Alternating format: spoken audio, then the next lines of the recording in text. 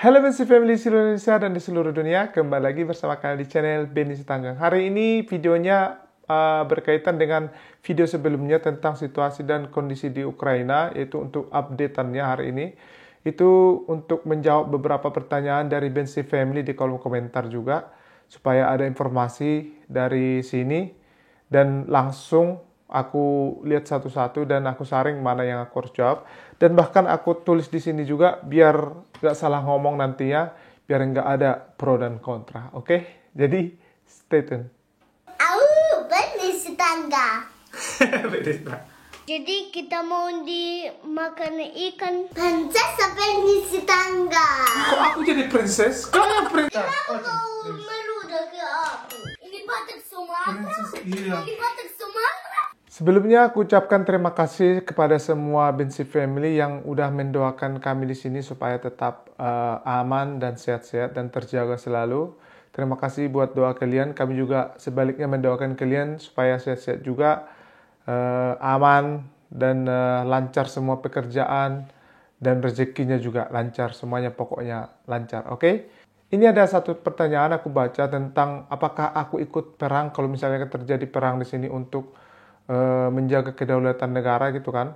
Dan ternyata setelah aku baca-baca itu, kalau kita itu warga negara Indonesia nggak bisa ikut perang di luar negeri atau melakukan perang gitu secara ikut volunteer gitu kan, ikut mendukung, karena kita sanksinya itu bisa kehilangan kewarganegaraan kita kalau kita ikut berperang di luar negeri tanpa seizin dari negara, seperti itu ya. Jadi aku nggak ikut perang karena aku masih warga negara Indonesia. Aku di sini stay-nya bisa lama karena aku mempunyai permanent resident atau izin tinggal permanen di Ukraina.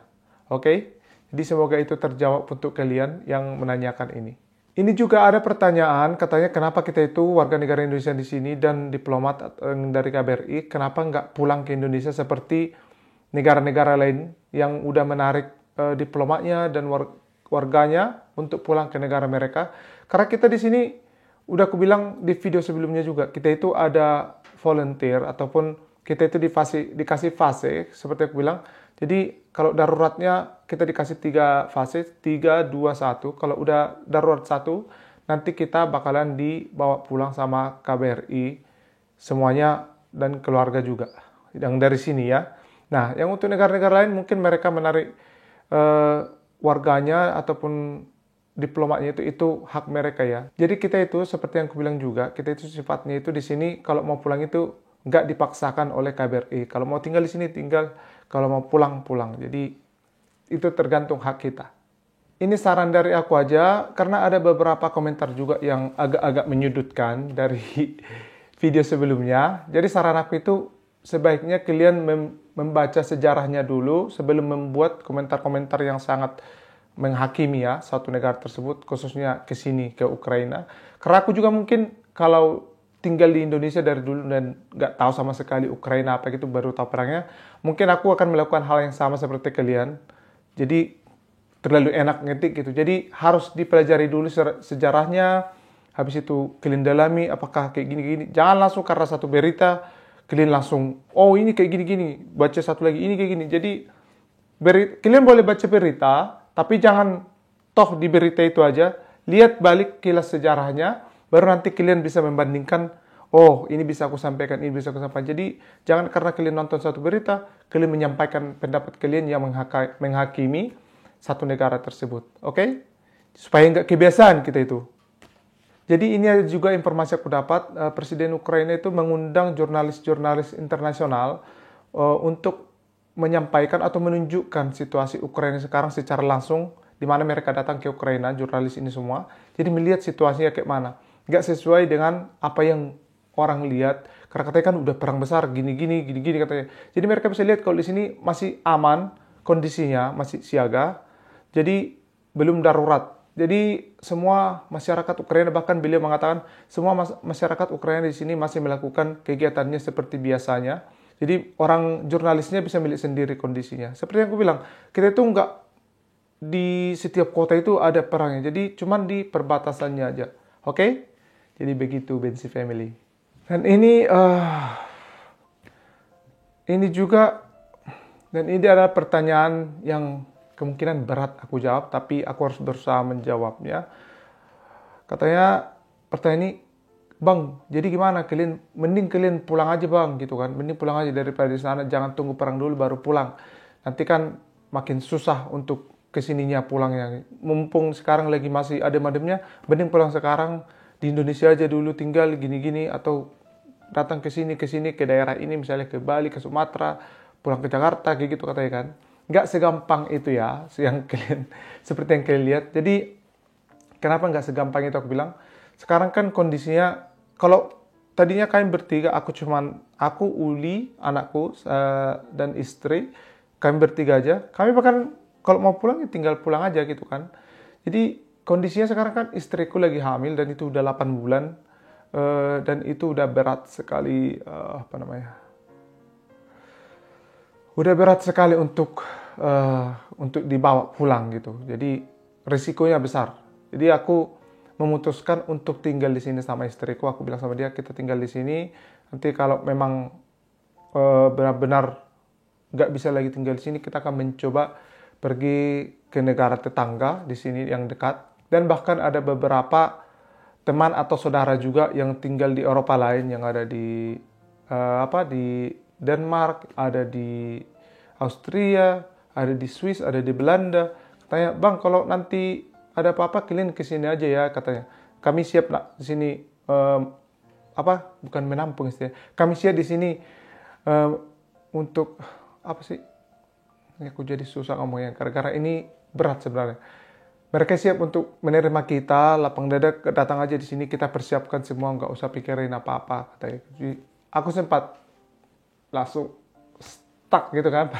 Kita kenalannya lewat online aja, tapi sebegitu perhatiannya mereka sama kita dan situasi kita di sini. Jadi aku bilang, sekarang masih aman kok, nanti kalau ada apa-apa pasti aku kabarin. Pokoknya mereka sampai ngotot, pokoknya bang, kalau ada apa-apa harus chat, jangan diam aja, kasih tahu, kita pasti open di sini atau terbuka buat keluarga Bang Benny, katanya.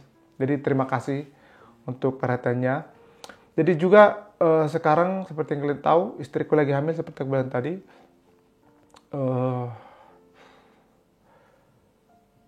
Dia itu sering nangis, itu pastinya, apalagi kondisi dia sekarang ini, melihat berita sekarang ini dan kondisi yang udah, ya, kalau dibilang hormon, gak hormon juga.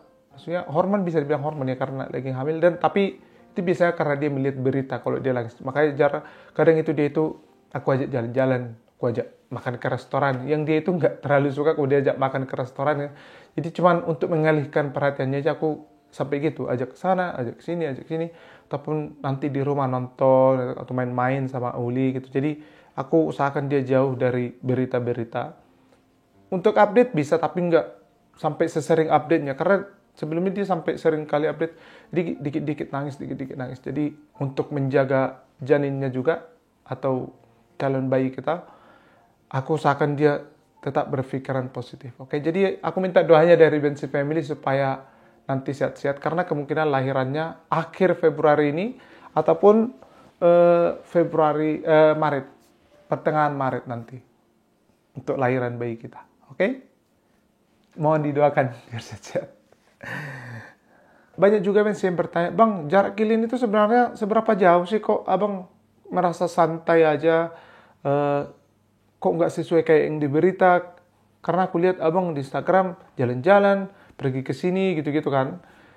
Di video juga santai aja, kata mereka. Apakah kalian nggak peduli sama situasi sekarang? Katanya, bukannya kita nggak peduli, karena di sini seperti yang aku bilang, kita itu di sini masih menjalankan aktivitas seperti biasa di setiap daerah, kecuali di bagian timur yang di perbatasannya. Di bagian timur pun mereka di beberapa kota juga masih menjalankan aktivitasnya masing-masing. Seperti yang aku bilang, ada warga negara Indonesia di sana. Dia mengatakan kalau di sana itu, di dekat perbatasan itu, di daerah Donetsk, mereka itu masih melakukan aktivitas seperti biasa. Jadi begitulah, mungkin kalian lihat aku tenang, tapi kita tetap berpikir positif. Di sana memang ada perangnya. Jadi kita itu di sini, setiap daerah masih bisa menjalankan aktivitas masing-masing. Makanya kita kelihatan seperti biasa aja dalam video. Jadi nggak mungkin lah dikit-dikit aku buat video bilang, kita gini. Kan berarti aku berasumsi yang lain-lain kan. Nanti aku memberikan berita yang nggak benar pula. Jadi makanya ya kayak mana video kami yang memang kayak gitu kondisi kita sekarang di sini. Kayak gitu, Bensi Family. Dan ditanya jarak kita dari sini ke Luhansk, tempat perang itu kurang lebih 1.200 km jaraknya. Jadi masih lumayan jauh. Tapi sekarang karena mereka mengirimkan pasukannya ke daerah Belarusia, ke perbatasan dekat Belarusia, jarak kita itu sama mereka itu jadi dekat, kurang sama tentaranya ya semuanya.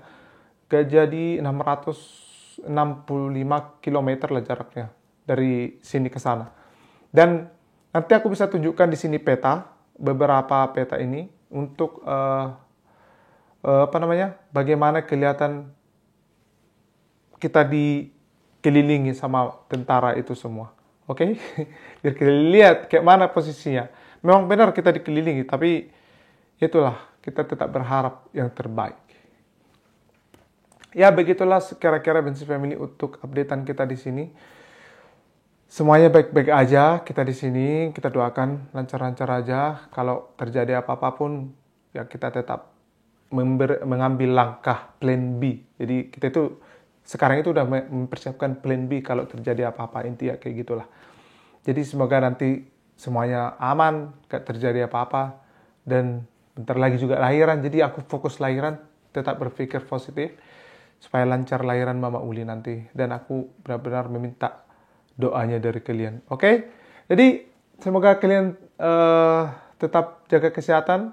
Jangan termakan propaganda ya. Jadi baca sejarah dulu seperti yang aku bilang tadi. Biar kalian nggak menghakimi negaranya terlalu cepat gitu. Oke? Jadi terima kasih. Jaga kesehatan semua. Seperti biasa jangan lupa like dan subscribe. Supaya semakin banyak lagi video yang akan kami buat. Terima kasih. Horas dari Indonesia. Biasa, jangan lupa like dan subscribe supaya semakin banyak lagi video yang kalian buat. Terima kasih Horas dari Indonesia.